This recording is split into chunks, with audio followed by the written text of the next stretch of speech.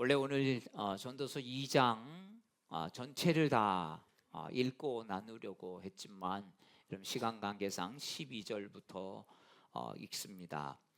그리고 함께 12절부터 나누는데요. 여러분 이 2장의 내용을 함께 살펴보면 1절부터 11절까지는 사람이 누릴 수 있는 모든 즐거움과 성공을 해봤지만 다 헛되더라 라고 하는 이야기입니다. 여러분 여기서 성경은 그러나 끝나지 않습니다. 그러면 허무주의와 별반 다를 바가 없죠. 쇼펜하우어는 허무주의의 대표적인 사람 아니겠습니까? 그런데 그 사람이 말한 건 이런 거죠. 차라리 태어나지 않는 게 제일 좋다. 왜? 인생은 허무한 것이니까. 아무리 기껏 열심히 살아도 남는 게 없어서. 그러면 차라리 태어나지 않는 게 훨씬 행복한 자다. 그러면서 본인은 90세까지 사는 것으로 저는 알고 있습니다. 여러분 전도서는 어떻게 보면 좀 비슷한 길을 가는 것 같지만 거기까지 이르지 않고 중간에 여러분 하나님을 통해서 그 인생의 전환점을 갖게 하는 말씀을 우리에게 주시는 것이죠. 자, 전도자는 스스로에게 그러면서 계속해서 이렇게 말합니다. 그래, 이렇게 허무한데 그럼 한번 제대로 해보자. 기쁨이 뭔지 한번 제대로 알아보자. 즐기고 기쁘고 결국 이런 것도 허무할 텐데 그래도 우리가 기쁨을 놓칠 수 없지 않겠냐. 그럼 진짜 기쁨이 뭔지를 한번 알아보자.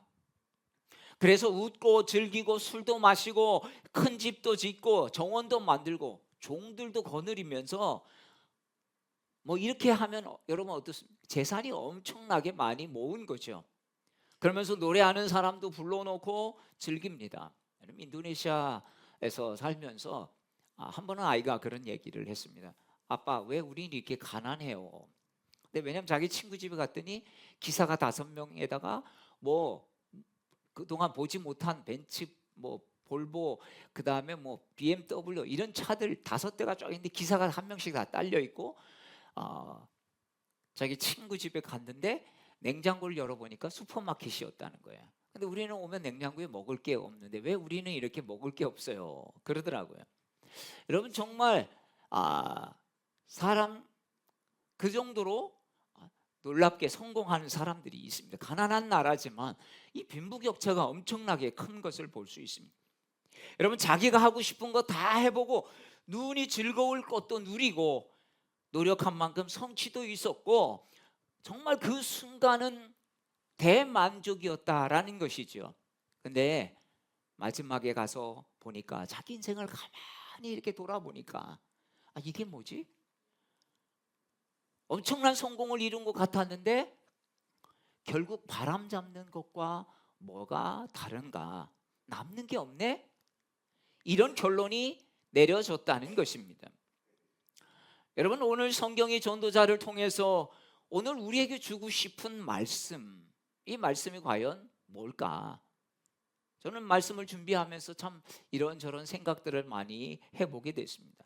여러분 즐거움 자체가 이 전도서에서 나쁜 거라고 말하진 않습니다.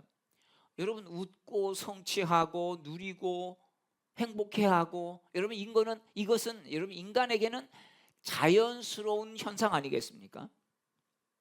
하지만 여러분 우리가 즐기고 누리려고 하는 것이 내 인생의 목적이 되어버리면 여러분 그게 허무해진다는 것입니다. 꽤 오래전에 우리나라 아마 기억하시는 분도 계실 거예요. 제가 그 회사의 이름을 거론하면 조금 그래서 거론하지 못하지만 대기업 오너 회장이 사무실 그 창에서 투신해서 떨어진 적이 있고요. 우리나라 재계에 가장 하다고 하는 총수의 딸이 미국에서 유학 중에 목숨을 버렸습니다. 성공과 경제적 부가 기쁨과 즐거움, 세상적 성공과 이런 것들이 쾌락을 주고 만족을 주지만 그래도 이런 사람들에게도 채워지지 않는 것이 있다라고 하는 것을 보여주고 있죠. 우리가 재벌의 삶을 살아보진 않았지만 그래서 알 수 없지만 역시 사람은 다르지 않다는 거죠. 뭔가 인생의 의미를 발견하지 못할 때 그 부분으로 인해서 다른 사람에게는 이 부분이 아무것도 아닐 수 있지만 또 그 사람에게는 그게 채워주지 못하는 그 허전함으로 인해서 인생의 의미를 발견하지 못한다는 것입니다. 인도네시아에 있을 때 현지인들의 삶을 보면서 참 그 사람들의 삶을 이렇게 어떻게 저렇게 살까 그런 생각을 해보았습니다. 참 우리보다 모이면 얼마나 그들이 말로 하면 오몽오몽인데 이렇게 대화도 잘하고 웃으면서 야 저렇게 행복해 하는지. 우리로 말하면 포장마차에 앉아가지고요 그 앞에 거기서 이 볶음밥을 해주는데 인도네시아 나시고랭이라고 하는데 그 볶음밥 야 이렇게 튀겨주면 우리 돈으로 한 1,000원, 1,500원 거기다 음료수 하나 뭐 이렇게 딱 먹고 거기에 이제 조금 하면 오이 한 조가리, 양파 아니야 양배추 한 2조가리 뭐 이렇게 놓고 이제 이렇게 손으로 먹든지 숟가락으로 떠먹습니다. 볶음밥은 손으로 잘 안 먹더라고요. 근데 어떨 때는 닭 튀김 이렇게 닭 한 조각 우리 막 이렇게 막 시키는 게 아니라 닭 한 조각에 밥 요만큼 이렇게 주먹밥으로 나오죠. 거기 칠리 소스에다가 그러면 닭을 살을 이렇게 바르더라고요 손으로. 그리고 밥에다가 칠리 소스 얹어가지고 이렇게 해서 손으로 이렇게 하면 이렇게 해서 딱 입에 먹습니다. 그렇게 먹어도 근데 오늘도 그렇게 먹고 내일도 그렇게 먹고 모레도 그렇게 먹어요. 매일 여러분 밥이 볶음밥 아니면 그렇게 맨밥에 닭 이렇게 살 찢어가지고 소스에다가 이렇게 해서 먹는 참 그렇게 먹으면서도 행복해하는 모습들을 보면서 한국인들은 더 좋은 집에 살고 더 맛있고 그러면 한 식당에 자카르타에 한 70개 정도 있습니다. 근데 얼마나 다양한 음식들이 많은지 이런 불평 저런 불평 이런 걱정 저런 걱정으로 불안해하는 것을 보면서 돈 더 있고 더 누린다고 느끼는 그런 행복한 인생은 아니구나 그런 생각들을 현지인들을 바라보면서 하게 되었습니다. 여러분 인간은 환경이 아니라 상황이 아니라 어떻게 내 인생을 바라보는가에 따라서 여러분 달라지는 것이죠. 오늘 전도서 2장 본문 말씀은 우리한테 그래서 이렇게 묻고 있는 겁니다. 너 지금까지 뭘 붙잡고 살고 있니? 그게 정말 끝까지 널 만족시켜 줄 수 있을 것 같니? 여러분 전도서는 끝까지 처음부터 끝까지 우리가 무엇을 붙잡고 지금 살아가고 있고 우리가 붙잡으려고 하는 것이 과연 우리를 만족시켜주고 끝까지 가면 내가 진짜 잘 살았구나 이렇게 살길 잘했다 이렇게 할 수 있는지를 여러분 전도서는 묻고 있는 것입니다. 자 19절 말씀을 우리 같이 읽도록 하겠습니다. 시작. 그 사람이 지혜자일지 우매자일지야 누가 알려마는 내가 해 아래에서 내 지혜를 다하여 수고한 모든 결과를 그가 다 관리하리니 이것도 헛되도다. 자 내가 열심히 해서 이루어 놓았는데 여러분 그것을 다른 사람의 손에 넘어가죠. 우리나라로 말하면 대부분 다 여러분 자녀들이 그것을 이어받아서 하는데 여러분 그것이 내 때는 잘했을지 몰라도 언제 어떻게 될지 모른다는 거죠. 여러분 기업도요 100년 이상 가는 기업들이 많지 않아요. 우리나라도 보면 100대 기업 안에 드는 기업들이요 여러분 세대가 바뀌면서 10년 20년 30년 여러분 계속 바뀐다는 걸 여러분 아실 거예요. 초창기에 그런 기업들이 지금까지 이어진 기업은 10%도 안 된다고 합니다. 여기서 느끼는 감정은 허무감, 무력감이죠. 인간은 결과를 끝까지 장담할 수 없는 거예요. 끝까지 소유할 수 없다는 거죠. 여러분 우리도 마찬가지 아니에요. 우리 인생 다음 세대를 빼고 나서도 보면 내 노력으로 내 열심으로 미래를 보장할 수는 없다는 것입니다. 근데 우리가 너무 쉽게 착각하는 게 있어요. 열심히 하면 다 괜찮을 거야. 다 열심히만 노력하면 노력은 절대 배반하지 않아. 뭐 이런 여러분 정말 열심히만 하면 될까요? 성경은 현실에서도 그렇지 않다고 분명히 말하고 우리도 열심히 했는데 소득이 없고 열심히 했는데 뭔가 열매가 있을 것 같았는데 참 그러지 못해서 어떻습니까? 더 실망하죠. 차라리 열심히 안 했다면 이렇게까지는 실망하지 않을 텐데. 그래서 전도서는 2장 20절에서 이렇게 말하고 있죠. 2장 20절 말씀 우리 같이 읽겠습니다.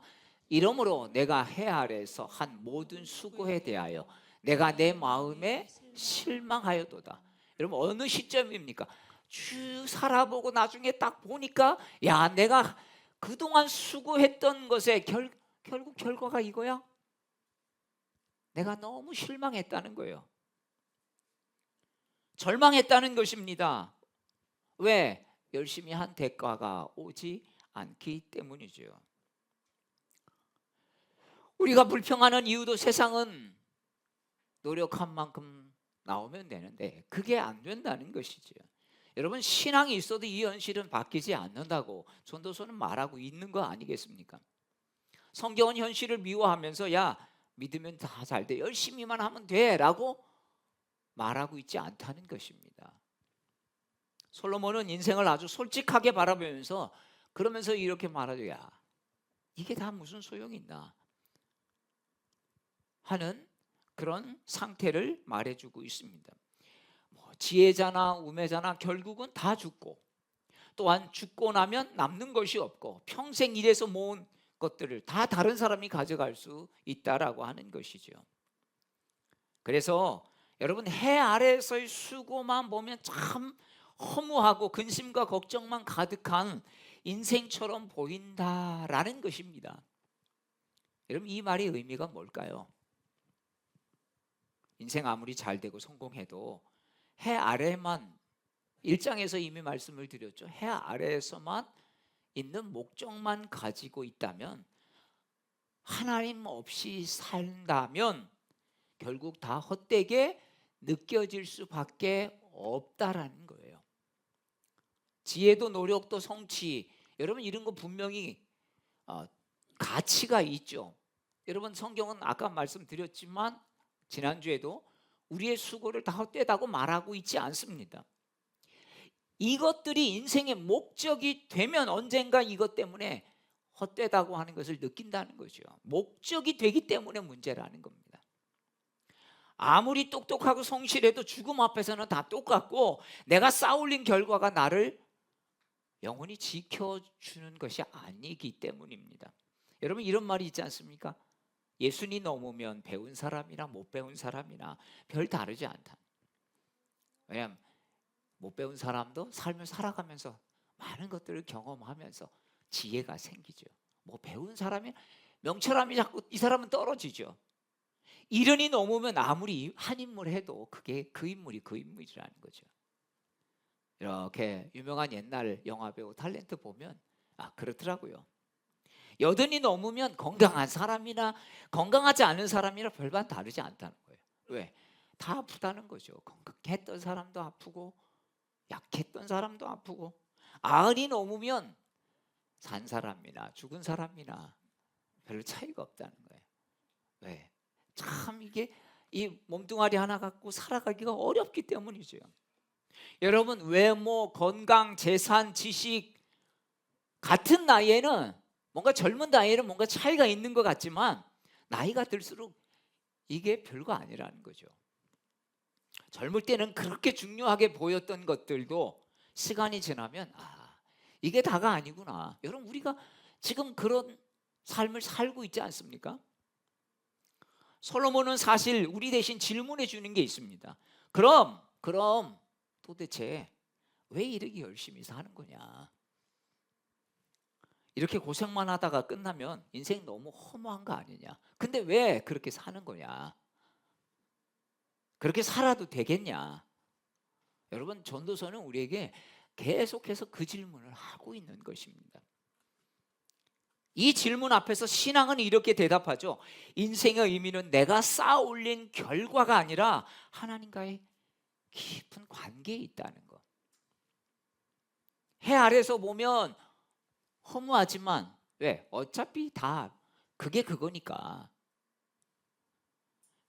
해 위에 계신 하나님을 바라보면 인생의 방향이 달라진다는 것입니다. 그래서 전도자는 이렇게 살면 좋겠다 라고 말하는 거죠. 야, 무조건 잘 돼야 하는 인생? 스스로 그것 때문에 몰아붙이지 않아도 돼. 남들보다 더 많이 가지고 남들보다 더 높은 자리까지 올라간 성공? 그런 기준에 묶이지 않아도 돼. 늘 하나님 맡기신 자리에서 정직하게 살아가고 결과는 왜? 하나님이 인정하시는 인생이 되면 되니까. 여러분, 그렇게 권면하고 있는 것이죠. 열심히 일하지 말라는 게 아닙니다. 열심히 일하되 그 일에 일 자체 인생을 걸지 말고 지혜를 추구하되 그 지혜가 하나님 자리까지 대신하지 않고 수고하되 그 수고 속에서도 주님이 주시는 쉼과 감사함을 누리는 삶이 되라는 거 아니겠습니까? 그냥 죽고 살기로 일한다고 그게 옳은 게 아니라는 거죠. 수고를 해야죠. 당연히 땀 흘려야 됩니다. 그러나 하나님이 주시는 쉼과 감사함 잃지 말고 여러분 주일에는 쉴 때 쉬어야 되고 정말 그렇지 않으면 우리 인생이 여러분 영혼이 비패해지고 망가지는 것이죠. 절대 전도서는요, 야 해도 그만 안 해도 그만 하지 마. 허무주의를 우리에게 지금 전파하고 있는 게 아닙니다. 헛된 것에 인생을 낭비하지 않고 진짜 붙들어야 하는 것을 이 험한 인생 속에 붙들어라 라고 말하고 있는 것이죠. 결국 이런 고백으로 살아가는 것입니다. 야, 내가 이뤘다 해도 성공이 아니구나. 내가 이루지 못했다고 해서 실패가 아니구나. 이런 것들은 다 하나님 평가하시지. 여러분 오늘 이 시점에서 우리의 삶을 돌아보면서 이미 지나온 과거를 우리가 바꿀 수는 없죠. 앞으로 남은 인생이 얼마가 될지 모르지만 앞으로 내가 뭘 붙들고 살아야 할지, 내가 어느 방향으로 살아야 할지 여러분 오늘 이 전도서를 통해서 분명하게 보기를 축복합니다. 자, 전도서 2장 23절 말씀을 우리 같이 읽겠습니다. 전도서 2장 23절 시작.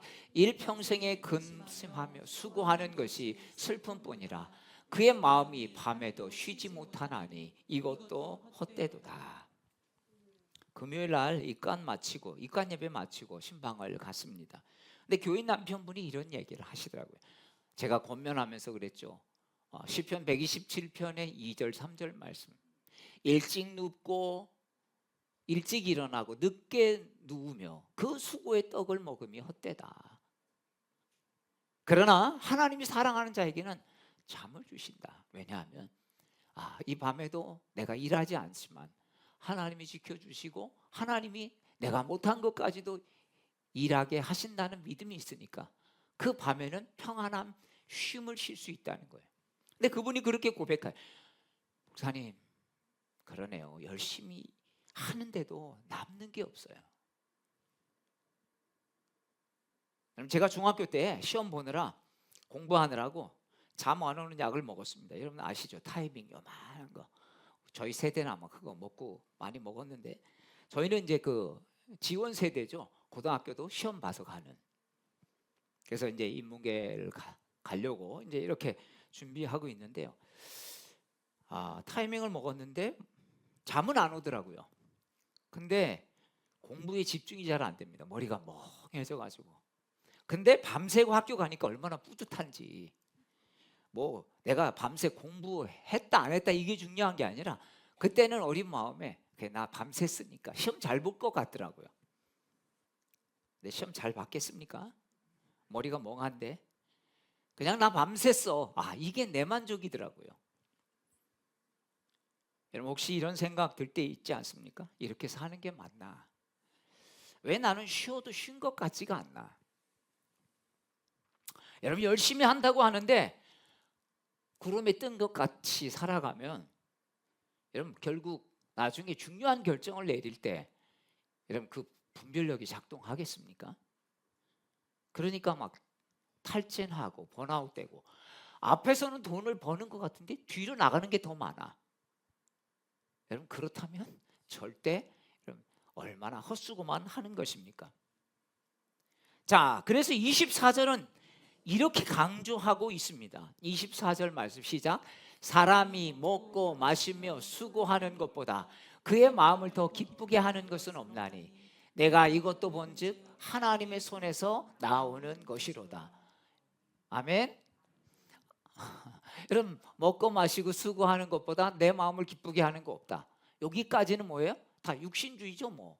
그렇죠? 그런데 이게 내 마음대로 안 된다는 거죠. 내가 그러나 이걸 본즉 하나님의 손에서 나온다. 여러분, 나이 먹으면 혀가 둔해지니까, 제가 어느 장로님하고 만나서 그 장로님의 고백을 들으면서 그런 생각을 해봤어요. 나이 먹으면 혀가 둔해지니까요, 무슨 좋은 걸 먹어도 그냥 평범한 걸 먹어도 그렇다는 거죠. 그러니까 그분이 그래요. 5만 원짜리를 먹으나 만 원짜리를 먹으나, 예, 그게 그거라는 거예요. 예. 이제 이 혀에서 맛을 느끼는 것들이 떨어지니까 좋은 옷을 입으나, 그러니까 비싼 거 사서 입으나 그렇지 않은 걸 사서 입으나, 이제 나이가 들다 보니까 그게 그거라는 거예요. 그러면서 그분이 등산복 같은 걸 입고 나오셨더라고요. 굉장히 돈이 많으신 분인데 지금도 생각이 많이 납니다. 여러분, 어디에 좋은 데 가면 잠깐 좋죠. 근데 그때부터 어디 다니기 힘들고 다리 아프고 그 피곤해지기 시작하는 거죠. 그게 그거고, 여러분, 먹고 누리는 인생 즐기는 장난감 사는 즐거움이 인생의 목표가 되면 험해지는 것입니다. 왜 그럴까요? 먹는 즐거움, 입는 즐거움, 이게 인간을 즐겁게 하죠. 누리는 즐거움. 근데요, 여러분, 이게 인생의 목표가 되면 젊을 때는 뭔가 채워지는 것 같은데 나이 들면 이제는 먹는 기쁨도 없어져. 왜? 아까 말씀드린 그 맛이. 이젠 입는 것도, 입어도 좋은 옷 입어도 태도 안 나요. 여러분, 이게 목표가 되면 이제 점점 갈수록 인생은 힘들어지는 거죠. 왜? 안 채워지니까. 그러니까 나중에는 어떻습니까? 막 성경에서 이거 땡기고 이러는데 좀 괜찮아지는 것 같은데요. 제가 그런 권사님 한 분 뵀는데 나중에 얼굴형이 이상해지더라고요. 그러면서 누가 알려줘요. 저분 너무 많이 땡겨서 지금 저렇다고. 여러분, 이런 것들이 인생의 목표가 되면 나중에는 내가 누리려고 해도 안 누려진다는 거예요. 건강 주셔야 좋은 옷을 입어도 멋이 나지. 여러분, 아무리 좋은 옷 입었는데 얼굴에 병색이 확 돌아보세요. 얼굴이 시커매 보세요. 좋아 보이겠습니까? 그럼 먹을 것이 시원찮아도 입맛이 있으면 뭘 먹어도 맛있지 않습니까? 아무리 산의 지미를 먹는데 소화도 안 되고 입맛도 없으면 수저 넣었다가 뺐다가 쭉 먹긴 먹는데 이게 먹는 게 고역인 거죠. 여러분, 그러니까 될 대로 되라, 그냥 즐기자, 이게 아니라 내 힘으로 세상 것들로 만족을 만들어내지 말고 하나님이 주시는 만큼 감사하며 살으라는 말씀 아니겠습니까? 한마디로 말하면 그런 거예요. 내 인생의 기쁨은 내가 만들어내는 게 아니라 하나님이 우리 손에 쥐어지는 선물과 같다는 거예요. 제가 아침에 제 아내한테도 그랬어요. 오늘 하루가 나에게 제일 이쁜 얼굴이에요. 여러분, 오늘 하루가 나에게 제일 젊은 얼굴이죠. 그러면 어떻습니까? 오늘 하루가 내 인생의 가장 젊을 때예요. 여러분, 이 하루하루, 이제 더 앞으로 오는 이 시간 속에 이 하루하루를 소중하게 여기고 살아가시기를 축복합니다. 소설가 해밍웨이를 아시죠? 참 뭐 노인과 바다, 또 무기여 자리거라, 그의 글들을 보면 야, 어떻게 그 바닷가 위에서 가만히 있는 노인이 물고기 한 마리로 씨름하면서 이렇게까지 그거를 표현할 수 있을까? 근데요, 이 소설가 해밍웨이가 전도서 2장을 실제로 살아낸 사람이에요. 전도서 2장의 항목을 보면 해밍웨이의 삶과 솔로몬의 삶이 좀 비슷한 걸 보게 됩니다. 해밍웨이는요 쾌락을 즐기는 사람이었습니다. 술도 많이 먹고 수많은 사람들, 여자들을 만나고 연애도 하고 여기저기 여행도 원 없이 다니고 요트를 좋아하니까 뭐 그의 책에 얼마나 많이 팔렸으면 전 세계적으로 가만히 앉아 있어도 쓸 돈이 쏟아졌기 때문이죠. 세계적인 명성을 가진 베스트셀러 작가였죠. 아직 그래서 그의 책이 영화로 얼마나 많이 만들어졌습니까? 지혜로서는 시대를 대표하는 문학적 통찰력을 가졌습니다. 업적으로는 노벨 문학상을 받았죠. 인간적으로는 지금도 살아있는 소설가 하면 해밍웨이 아니겠습니까? 전도자가 솔로몬이 내가 원하는 거 다 해봤다. 야, 너만 그러냐? 아마 해밍웨이도 그랬을 거야. 나도 해봤다. 다 해봤다. 사람이 먹고 마시고 수고함으로 낙을 누리는 것보다 더 나은 것 없나니. 이거 내가 다 해봤어. 너만 다 해본 게 아니야. 아마 해밍웨이도 그렇게 말했을 것입니다. 근데 전도자는 깨닫습니다. 인생의 의미는 내가 쌓아 올린 곳에 있지 않고 하나님이 주시는 몫을 받아들이는 데 있다고. 그래서 전도자는 이 솔로몬은 허물을 통과한 다음에 하나님께로 자기의 시선을 돌립니다. 야, 이거 갖고 내 인생이 진짜 이러다가 폭망이겠구나. 이러다 진짜 험한 걸로 다 끝나버리면 아무것도 없겠구나. 기쁨도 수고의 보람도 하나님의 손에서 나온다는 것을 이 전도서는 깨달은 거죠. 조금 늦게 깨달았지만. 그러나 소설가 해밍웨이는 삶의 의미를 어디에 두었냐면 자신의 창작 능력에 두었습니다. 그러니까 이런 거죠. 내가 더 이상 창작 활동을 할 수 없을 때 이런 거예요. 소설을 내가 더 이상 쓰지 못한다면 나는 쓸모 있는 인간이 아니다. 스스로 자기를 그렇게 규정한 것입니다. 자기의 존재감을 세상에 성취해 두었죠. 내가 이렇게 소설을 써서 사람들이 야, 해밍웨이 죽지 않았어. 이렇게 인정해 주는 것에 자기의 성취 의미를 두었던 것이죠. 자기의 존재 가치를 스스로, 아니 다른 사람이 근 게 아니라 자기 스스로가 그런 존재 가치를 두었습니다. 나는 아직 좋은 소설을 쓸 수 있는가 없는가 이거에다 걸었던 거예요. 그런데 해밍웨이는 이게 무너진 겁니다. 나중에 되니까 소설을 쓸 수가 없었던 거죠. 그러니까 결국은 자신이 가지고 있던 총으로 자기 인생의 마지막을 결정합니다. 왜? 더 이상 자기가 규정해놓고 붙들었던 것들이 이제는 할 수가 없는, 나는 이제 무가치한 인간이 되어버렸다는 스스로가. 해밍웨이의 삶은 그래서 허무해졌기 때문에 스스로를 견딜 수가 없었습니다. 나중에는 자신은 난 쓸모없는 존재구나. 소설도 못 쓰는 사람인데 이제 좋은 소설을 난 더 이상 못 쓰니까.